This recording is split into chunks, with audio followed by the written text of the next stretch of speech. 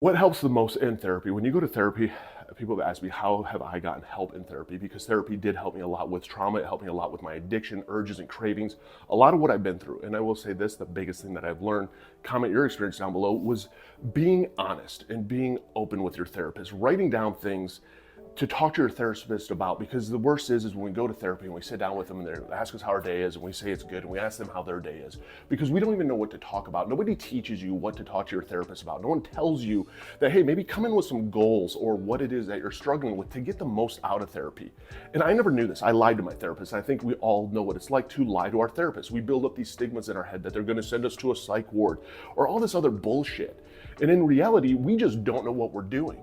And for me, if I wrote down things of like, hey, this is what I'm struggling with, or this is how I feel, or this is something I see, at least gave me a starting point. And it doesn't mean that this list of things that I would write down was necessarily what we dove into, but it opened up for questions to maybe find something underlying. And that's how I found out I had so much childhood trauma, because I never thought I did. I was that person that I had a great childhood.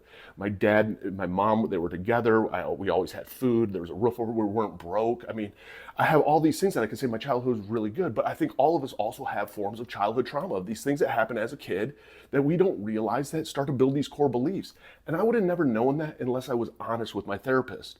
And that's really the underlying thing that hit a lot of when it came to urges and cravings of even getting high and using to try and numb all that. And the more that you start to be able to address it and you start to put a name to it, you can kind of own it. And it makes life so much easier. And I think that so many times we just don't realize the power of being honest and not lying to ourselves or the therapist.